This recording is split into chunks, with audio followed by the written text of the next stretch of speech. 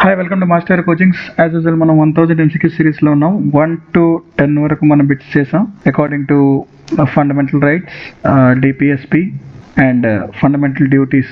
వీటి మూడింటి గురించి చెప్తామని చెప్పాను. నా it's 11th to 19th bits. ఇది సెట్ 2. ఓకే. సో నేను నా ఫ్రెండ్ కూర్చొని డిస్కస్ చేస్తాం ఈ బిట్స్ని and with a lot of enthusiasm. దాని నుంచి మీరు నేర్చుకోవాల్సిన, మీకు రావాల్సిన నాలెడ్జ్ వచ్చేస్తుంది. అంటే it's new initiative. Let's start this 1000 MCQ series. కంప్లీట్గా 1000 MCQs పాలిటీ నుంచి కంప్లీట్ చేస్తాం. తర్వాత జాగ్రఫీ, తర్వాత ఎకానమీ విల్ డూ అలా. Okay. This is only practice session. Okay, మీరు fundamental rights, DPSP and fundamental duties చదువుకొని వచ్చి ఇవి చేయాలి. అఫ్ కోర్స్ చదవకుండా కూడా చేయొచ్చు. నేను బ్యాక్గ్రౌండ్ నుంచే వస్తాను ఎక్స్ప్లెయిన్ చేసినప్పుడు, not in issue. Of course మీరు ఈ 3 మాత్రం నేర్చుకుని రావాలి. యూట్యూబ్ లో చాలా మంది చెప్పుంటారు, మళ్ళీ వీడియోలో చెప్పడం టైం వేస్ట్ అవుతుంది. సో ఫండమెంటల్ రైట్స్ గురించి, డిపిఎస్పి గురించి, ఫండమెంటల్ డ్యూటీస్ గురించి ఎనీ క్లాస్ మీరు చూసుకున్నారండి. జస్ట్ ఇక్కడ ప్రాక్టీస్ చేద్దాం మనం. ఓకే, ఎంసీక్యూస్ అనేవి ప్రాక్టీస్ చేయడం చాలా ఇంపార్టెంట్ కదా ఎగ్జామ్స్ పాయింట్ ఆఫ్ వ్యూలో. మనం ప్రాక్టీస్ చేద్దాం. First bit. So consider the following statements. Instrument of instruction enumerated in the Government of India Act had some motives as a of directive principles enshrined in the Constitution. అంటే government of India act 1935 లో ఉన్న కొన్ని motifs ఈ డిపిఎస్పికి సంబంధించినవి. అంటే DPSP రాసినప్పుడు government of India act ని కూడా తీసుకున్నారు, అంటే దాన్ని కూడా కన్సిడర్ చేశారు అనే మీనింగ్ వస్తుంది.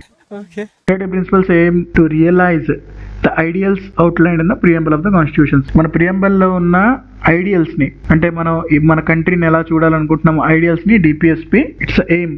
మన డిపిఎస్పి ఎయిమ్ ఏంటంటే మన ప్రియంబల్ లో ఉన్న ఐడియలిస్టిక్ స్టేట్ ని మనం ఎలా ఫామ్ చేయాలని. DPSP are fundamental in the governance of the country. ఇవన్నీ చాలా ఫండమెంటల్, చాలా ఇంపార్టెంట్ మన ఇండియన్ గవర్నెన్స్ లో. ఈ 3 పాయింట్స్ లో కన్సిడర్ చేయాలి మనం విచ్ ఈస్ ద కరెక్ట్. ఇక్కడ మనం చూస్తూ ఉండాలి విచ్ ఈస్ కరెక్ట్ అని అడగొచ్చు, విచ్ ఈస్ ఇన్కరెక్ట్ అని కూడా అడగొచ్చు. చూస్తూ ఉండాలి. సో ఏది కరెక్ట్? ఓన్లీ 1, 2 కరెక్టా, 2, 3 కరెక్టా, 1, 3 కరెక్టా, 1, 2, 3 కరెక్టా? ఆబ్వియస్లీ 1, 2, 3, 3 కూడా కరెక్ట్. ఎందుకంటే గవర్నమెంట్ ఆఫ్ ఇండియా యాక్ట్ 1935 నుంచే బోల్డ్ అని దగ్గర 90% ఇందు నుంచే తీసుకున్నారని చెప్తారు అనమాట. లైక్ ఒక క్రిటిసిజం లా కూడా చేస్తారు, ఎందుకంటే బ్రిటిష్ కాలంలో వచ్చిన అదే మనం ఇంకా ఫాలో అవుతున్నాం, ఎందుకంటే క్రిటిసిజం లా కూడా చేస్తారు. సో డిపిఎస్పి కూడా తీసుకున్నారు. So point 1 is correct. ప్రియంబల్ ఉంటది కదా మనకి. ప్రియంబల్ ఏంటంటే మన కాన్స్టిట్యూషన్ ముందు ఉండే ఫస్ట్ పేజ్ అనమాట. అందులో మన కాన్స్టిట్యూషన్ ఎలా ఉండాలి, we the people of India, మనం ఏ విధంగా మన ఇండియాని చూడాలనుకుంటున్నాం, మొత్తం ఒక స్టేట్మెంట్ ఉంటుంది. సో అది డిపిఎస్పికి కూడా సంబంధించి, ఎందుకంటే డిపిఎస్పి సొసైటీ గురించి, సోషల్ వెల్ఫేర్ గురించి, నెక్స్ట్ బ్రదర్లీహుడ్ గురించి అవన్నీ మాట్లాడతారనమాట. అవన్నీ డిపిఎస్పిలో ఉంటాయి ఆబ్వియస్లీ. ఇవన్నీ ఫండమెంటల్, ఎందుకంటే డిపిఎస్పి అనేది నీకు ఆబ్వియస్లీ మన గవర్నెన్స్ లో ఒక ఇంపార్టెంట్ రోల్ ప్లే చేస్తుంది. ఎందుకంటే డిపిఎస్పి నుంచి మనం ఏం తీసుకొచ్చాం? రైట్ టు ఎడ్యుకేషన్ తీసుకొచ్చాం. లాస్ట్ వీడియోలో మాట్లాడుకున్నాం. 2005 లో తీసుకొచ్చాం 86th అమెండ్మెంట్. ఇంకా చాలా, ఇంకా ఇప్పటికీ న్యూస్ లో నడుస్తుంటది, మీరు వినుంటారు యూనిఫామ్ సివిల్ కోడ్. ఇది ఆర్టికల్ 44. ఇది కూడా డిపిఎస్పిఏ. యూనిఫామ్ సివిల్ కోడ్ అనేది directive principle of state policy. దీన్ని ఒక చట్టంగా, ఒక యాక్ట్ గా చేయాలి అని మాట్లాడుతూ ఉంటారు. Still it is in news. So అవి ఫండమెంటల్స్ అనమాట మనకి. డిపిఎస్పి ఫండమెంటల్స్, దాన్ని బట్టి మనం గవర్నమెంట్స్ ని క్యాటర్ చేయాలని చెప్పేసి మాట్లాడుకుంటుంటాయి. So this is the first question. నేను 1, 2, 3 3 కరెక్టే కాబట్టి ఆన్సర్ డి అనేది correct. Which of the following directive principles are called Gandhian principles? So Gandhian principles అని, సోషల్ ప్రిన్సిపల్స్ అని, డెమోక్రటిక్ ప్రిన్సిపల్స్ అని ఉంటాయి. 3 రకాలు. మీరు చదువుకుని రావాలండి. ఆల్రెడీ చెప్పాను, ఇక్కడ అన్ని నేర్చుకోవాలంటే అవ్వదు.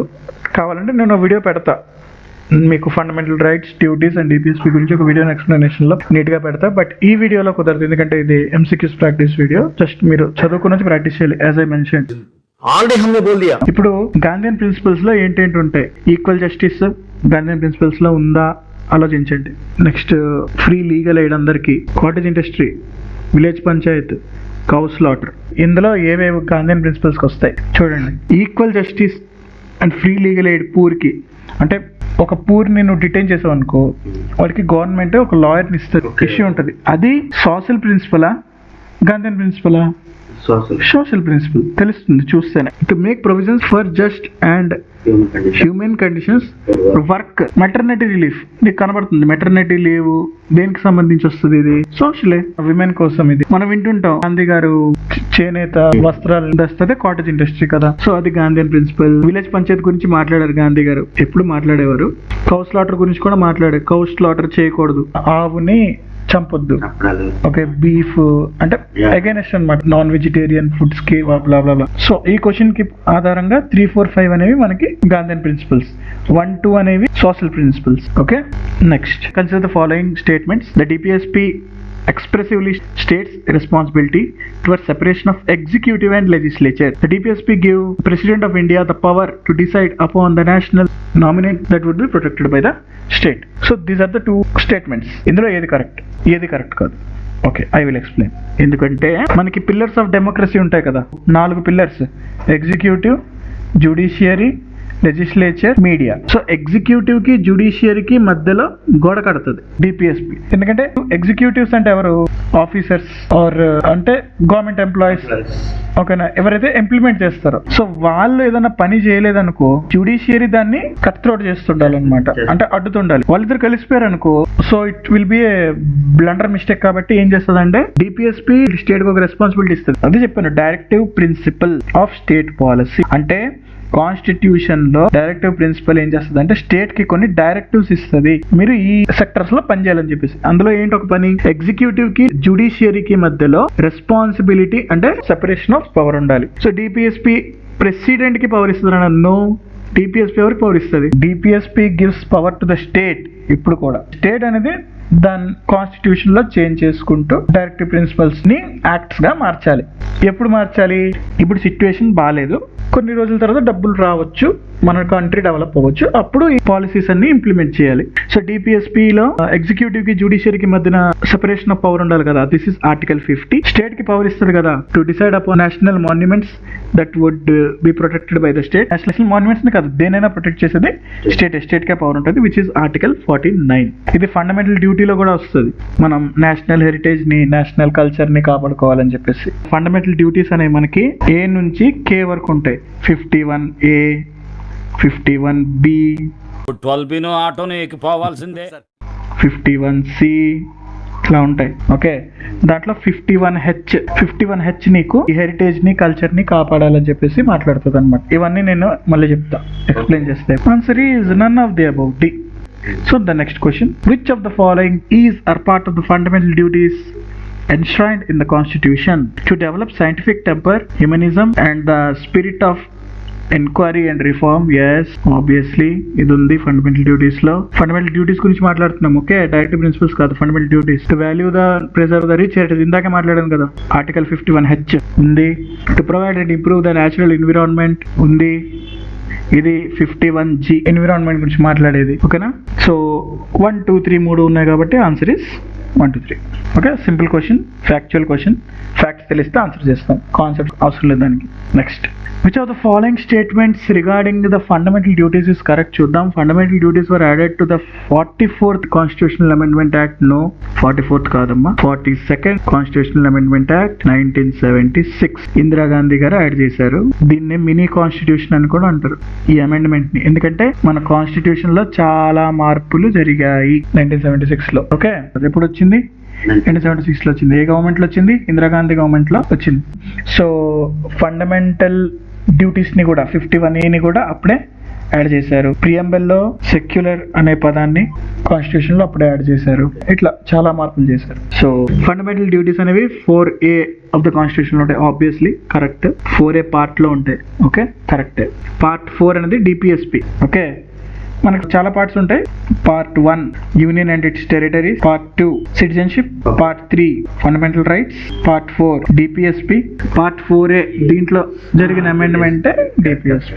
Okay, at present 11 fundamental duties ఉంటాయి. A నుంచి K వరకు కదా, ABCDEFGHIJK 11. ఓకే, సో ఏది కరెక్ట్ ఇక్కడ? ఇది తప్పు, ఇది తప్పు, ఇది correct. Enforceable by law, yes. ఎందుకు? ఫండమెంటల్ డ్యూటీస్ ని అవసరమైతే గవర్నమెంట్ మీ మీద ఎన్ఫోర్స్ చేయొచ్చు, మీరు ఖచ్చితంగా చేయాలని చెప్పేసి ప్రొవిజన్స్ అనేవి ఉన్నాయి. ఓకేనా, obviously this is enforceable by లా. దీంట్లో ఒక ఫండమెంటల్ డ్యూటీ ఉంటుంది, అందరం అవసరమైతే ఆర్మీలో జాయిన్ అవ్వాలని చెప్పేసి, అంటే వార్ టైంలో ఆర్మీకి వెళ్ళాలని చెప్పేసి. This is enforceable by law. If అవసరమైంది అనుకో గవర్నమెంట్ నీకు ఖచ్చితంగా నువ్వు ఆర్మీకి వెళ్ళాలని చెప్పేసి ఎన్ఫోర్స్ చేయొచ్చు. లైక్ సమ్ అదర్ కంట్రీస్ లో చేస్తున్నారు కదా, ఆర్మీలో ఎన్రోల్ అవ్వాలని చెప్పేసి, అలా చేయొచ్చు. That is there is a provision అనమాట. చేస్తుందో లేదో ఫ్యూచర్ లో తెలీదు, బట్ చేసే హక్కు అయితే గవర్నమెంట్ కి ఉంటుంది అనమాట. సో విచ్ ఇస్ కరెక్ట్ అన్నాడు, విచ్ ఇస్ నాట్ కరెక్ట్ అన్నాడు. విచ్ ఇస్ కరెక్ట్ అన్నాడు 2 and 4 is correct. Which is not correct అంటే 183 అయ్యేది. ఓకేనా, అప్పుడు మారిపోయింది ఆన్సర్. సో చూసుకోవాలి కరెక్టా నాట్ కరెక్టా అడుగుతుంది ఏంటి, లేదంటే తప్పైపోతుంది question. So the following statements is not correct. చూసావా, ఇలాంటివి చాలా జాగ్రత్తగా ఉండాలన్నమాట. Which of the following statement is not correct with respect of protection of individual being tried. ఇదేది article 20 right in detention. Okay, మనకి జైల్లో పెట్టినప్పుడు మనకుండే హక్కులేంటి అని చెప్పేసి. Okay, confession can never be used against the accused. Can never be ఎందుకు, sometimes it can be used. కొన్ని టర్మ్స్ ఉంటాయి, never,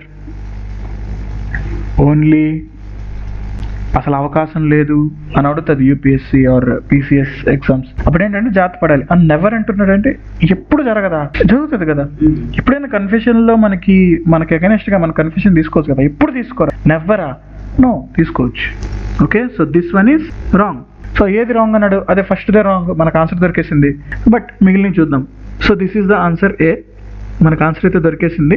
so accused must be violated any existing law, అంతే కదా. ముందున్న లాని లేదంటే ఫ్యూచర్ లో వచ్చే లాని ఇప్పుడు నువ్వు హ్యాంపర్ చేస్తే దానిలో నువ్వు జైల్లో పెట్టరు కదా. ప్రెసెంట్ ఉన్న ఎగ్జిస్టింగ్ లాని హ్యాంపర్ చేస్తేనే కదా నిన్ను బొక్కలో దూసేది.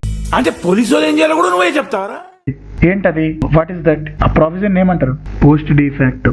Accused cannot be tried and punished for the same offence again. Okay punishment ని మళ్ళీ వాటి మీద ఉండదు. దాన్ని ఏమంటారు, డబల్. ఆల్రెడీ మనం మాట్లాడుకున్నాం ఇవి, మళ్ళీ నేను జస్ట్ రివిజన్ చేస్తున్నా అంతే. The quantum of punishment must be provided in law as it existed on the date. ఇదే పోస్ట్ డిఫాక్టో. మళ్ళీ ఆ డేట్ లో ఏముందో దాని మీద నీకు లా వస్తుంది అనమాట, దాని మీద నీకు పనిష్మెంట్ ఇస్తారు. చూసేద్దాం, పెద్ద క్వశ్చన్ ఏం కాదు, చాలా easy question. Directive principles have been amended time to time to suit the needs of evolving society. Choose the directive principles and the constitutional amendment by which it was amended. ఎప్పుడు amend చేశారు, ఏ టైంలో amend చేశారు అవి గుర్తుండాలి. ఓకేనా. To take steps to secure the participation of workers in the management of industries is 44th amendment అంట. To minimize equalities to income, states, facilities and opportunities ఇది 42nd amendment అంట. To provide early childhood care and education, right to education ఇది 86th constitutional amendment. మర్చిపోయావా, RT Act 2005. Cooperative societies 2011. ఓకేనా. 97th constitutional amendment cooperative societies గురించి మాట్లాడుతుంది. So 3-4 correct. 3-4 రెండు ఉన్నది ఎక్కడ ఉంది, ఇక్కడే ఉంది. ఇలా కూడా ఆన్సర్ చేసుకోవచ్చు, కానీ ఈ రెండు కూడా తెలుసుకుందాం. ఇవి ఎందుకు రెండు తప్పు, ఎందుకు తప్పు అంటే ఈ రెండు ఇంటర్చేంజ్ చేసుకో సరిపోతుంది. 44th అమెండ్మెంట్ అనేది 42nd, ఇది 42nd అనేది 44th. To take steps to secure the participation of workers గురించి వర్కర్స్ యూనియన్స్ ఫామ్ చేయడం, వర్కర్స్ యొక్క హెల్ప్ కోసం. అంటే లెఫ్ట్ పార్టీస్ వర్కర్స్ ని ఎక్కువగా ప్రోత్సహిస్తాయి కదా, అంటే వర్కర్స్ యూనియన్స్ ని గ్రౌండ్ లో పనిచేసే వర్కర్స్ మీద ఎక్కువగా వాళ్ళు ప్రోత్సాహం చూపిస్తారు కదా. So that left party ideology 42nd amendment లో 1976 లో అప్పుడే మనం పదాలు యాడ్ చేసామని చెప్పాం. ఏంటవి, సెక్యులర్, ఇంకోటి సోషలిస్ట్. సో ఈ సోషలిస్ట్ పదాన్ని యాడ్ చేయడంతో పాటు ఇది కూడా చేసాం, వర్కర్స్ కి అవకాశం ఇచ్చాం. Okay. Equalities in income, state facilities and opportunities. Income equalities తగ్గించాలని చెప్పేసి, అంటే వెల్ఫేర్ స్కీమ్స్ ఇప్పుడు మనకి ప్రొవైడ్ చేస్తుంటారు కదా గవర్నమెంట్స్, ఈ ప్రొవిజన్ మీదే అనమాట. ఓకేనా. సో దానికి సంబంధించిన ఆర్టికల్స్ ఇవి. నీకు వర్కర్స్ వాళ్ళ యొక్క మేనేజ్మెంట్ ఇండస్ట్రీస్ లో 43A, minimize inequalities in income article 38, and article 45 అనేది ఆల్రెడీ మనం మాట్లాడుకున్నాం కదా. ఆర్టికల్ 45 అనేది డిపిఎస్పి, దీన్ని ఆర్టికల్ 21A మార్చాము 2005. Right to education act 6 to 14 years వరకు అందరికి ఫ్రీ అండ్ కంపల్సరీ పదం చూడు, కంపల్సరీ చదువుకోవాలి. ఓకేనా. వాలంటరీ ఫార్మేషన్, ఓకేనా, లైక్ కోఆపరేటివ్ సొసైటీస్ ని ఫామ్ చేయడం అనేది ఆర్టికల్ 43B. ఓకేనా. దీన్ని 97th కాన్స్టిట్యూషన్ లో మనం అమెండ్ చేసాం. నేను ఏదైతే ఇన్ డెప్త్ గా చెప్తానో అది ఇంపార్టెంట్. ఇప్పుడు ఆర్టికల్ 21A ఇంపార్టెంట్ అనమాట మనకి. ఏదైతే పైపైన చెప్తానో అది ఇంపార్టెంట్ కాదు, ఆ ఫ్యాక్ట్ వరకే అది ఇంపార్టెంట్, అది మైండ్ లో పెట్టుకోవాలి. The enforcement of directive principles of state policy depends upon, అంటే డిపిఎస్పిని ఇంప్లిమెంట్ చేయడం దేని మీద డిపెండ్ అయి ఉంటుంది? కోర్ట్స్ మీద డిపెండ్ అయి ఉంటుందా? Effective opposition in the parliament మీద డిపెండ్ అయి ఉంటుందా? Resources availability to the government మీద డిపెండ్ అయి ఉంటుందా? పబ్లిక్ కోఆపరేషన్ మీద డిపెండ్ అయి ఉంటుందా? చాలా సార్లు చెప్పాను, resources availability to the government. ఇప్పుడు నీ దగ్గర రిసోర్సెస్ లేవు, ఫ్యూచర్లో వస్తాయి, వచ్చినప్పుడు చేయరా బాబు అని చెప్తుంది డిపిఎస్పి. అంతే. ఇప్పుడు డబ్బులు లేవు నీ దగ్గర, ఓకే, ఇప్పుడు నీ దగ్గర డబ్బులు లేవు, ఫ్యూచర్లో రావచ్చు, వచ్చినప్పుడు ఇవన్నీ ఫ్రీ ఎడ్యుకేషన్, ఫ్రీ హెల్త్, ఇవన్నీ ఒక్కొక్కటి ఇంప్లిమెంట్ చెయ్యు, సొసైటీ మారుతుంది కదా త్రూ టైం, అప్పుడు చెయ్యి ఇంప్లిమెంట్ అని చెప్తుంది. అంతే. Next question. The constitution of India includes DPSP or Directive Principles of State Policy. Within it, identify the main purpose. DPSP యొక్క మెయిన్ పర్పస్. ఇదే లాస్ట్ క్వశ్చన్ అనుకుంటా. డిపిఎస్పి యొక్క మెయిన్ పర్పస్ ఏంటి? సోషల్ అండ్ ఎకనామిక్ డెమోక్రసీ, ఓకేనా? Labour democracy కాదు, Gandhian democracy కాదు. ఎందుకంటే Gandhian సోషల్లో చాలా ఉంటాయి. లేబర్ గురించే ఉందా? లేదు. విమెన్ గురించి కూడా ఉంది, పిల్లల గురించి కూడా ఉంది, అందరి గురించి ఉంది. సోషల్ అండ్ పొలిటికల్ డెమోక్రసీ ఏది మాట్లాడుతుంది చెప్పగలవా? Fundamental right. పొలిటికల్ డెమోక్రసీ గురించి మాట్లాడుతుంది. అంటే పొలిటికల్ గా నువ్వు అంటే నీకు ఇచ్చే హక్కులు అవి, అండ్ సోషల్ గా ఎకనామికల్ గా నీకు ఇచ్చే హక్కులు డిపిఎస్పి మాట్లాడుతుంది. ఓకేనా? This is it. This is the end of the video. I think these are 9 questions. And మనం మళ్ళీ ఫండమెంటల్ రైట్స్ అండ్ డిపిఎస్పి గురించి ఇంకొన్ని కొత్త క్వశ్చన్స్ తో మాట్లాడదాం. ఖచ్చితంగా చదివి ఫండమెంటల్ రైట్స్ ని, ఫండమెంటల్ డ్యూటీస్ ని, డిపిఎస్పిని అట్లీస్ట్ పైన అయినా చదివి, జస్ట్ ఫ్యాక్ట్స్ అయినా, అట్లీస్ట్ కాన్సెప్ట్స్ కాకపోయినా ఫ్యాక్ట్స్ అయినా, అంటే ఫండమెంటల్ రైట్స్ ఆర్టికల్ 12 నుంచి 35 వరకు ఉంటాయి. ఆర్టికల్ 12 ఏంటి, 13 ఏంటి, 14 ఏంటి, 15 ఏంటి చదివి రండి. ఫండమెంటల్ డ్యూటీస్ ఇందాకే చెప్పాను, పార్ట్ 4 లో 51 ఆర్టికల్ ఏ నుంచి 51K వరకు ఉంటాయి, నేర్చుకుని రండి. ఓకే, మిగిలింది 36 నుంచి 50 వరకు మనకి డిపిఎస్పి ఉంటుంది. So just read them, read చేసి రండి. ఎందుకంటే ఇది ప్రాక్టీస్ కోసం, ఇది మీరు నోట్స్ గా కూడా రాసుకోవచ్చు, బిట్స్ కూడా ప్రిపేర్ చేసుకోవచ్చు. ఇందు నుంచి చాలా బిట్స్ మీకు ఎగ్జామ్ లో కనిపిస్తాయి, ఐ ప్రామిస్. ఓకేనా? ఎందుకంటే ఇవి ప్రీవియస్ ఇయర్ క్వశ్చన్స్ ని చాలా స్టేట్స్ లో అడిగిన PCS exams, CDS, SSC, RRB, ఎన్ని ఎగ్జామ్స్ వీలైతే అన్ని ఎగ్జామ్స్ నుంచి ఎక్స్ట్రాక్ట్ చేసి అడిగిన క్వశ్చన్స్ ఇవి. మీకు చాలా హై వాల్యూ ఎడ్యుకేషన్ ఇది. నేను ఫ్రీగా ప్రొవైడ్ చేస్తున్నా, డబ్బులు కోసం నేను ఎడ్యుకేషన్ అమ్మదలుచుకోలేదు, అంటే ఫ్రీగా ప్రొవైడ్ చేస్తున్నా. Take this. ఇది ఫ్రీగా వస్తుంది కదా అని నెగ్లెక్ట్ చేయకండి. చాలా చాలా చాలా వాల్యూ ఉన్న మెటీరియల్ ఇది, హై వాల్యూ మెటీరియల్. జస్ట్ ఈ బిట్స్ ని ప్రాక్టీస్ చేయండి, చదువుకుంటారండి. కావాలి మీకు అంటే నేను fundamental rights, fundamental duties, DPSP మీద 3 వీడియోస్ పెడతాను, ఎక్స్ప్లెయిన్ చేస్తాను అందులో కాన్సెప్చువల్ గా కావాలంటే. బట్ అన్ని దగ్గరలో ఉన్నాయి, మళ్ళీ అది నేను చేయడం ఎందుకని నేను చేయట్లేదు, అంతే. Okay, it's time waste. So నేను ఇంకా దానికి బదులు ఎంసీక్యూస్ ని అనలైజ్ చేసే ఫోకస్ మీద టైం పెడితే బాగుంటుంది కదా. So I'm telling that. Yeah, practice చేయండి. మీరందరూ సక్సెస్ఫుల్ అవ్వాలని చెప్పేసి, అనుకున్న డ్రీమ్స్ని రీచ్ అవ్వాలని చెప్పేసి ఒక ఫ్రెండ్గా, ఒక ఫ్యామిలీ మెంబర్గా, ఒక బ్రదర్గా మనస్ఫూర్తిగా కోరుకుంటున్నాను. హ్యాపీగా ఉండండి, హెల్దీగా ఉండండి. బాయ్. మణిమందం బహిర్ముఖం ప్రసన్నవదనం న్యాయ సర్వజ్ఞం శాంతి.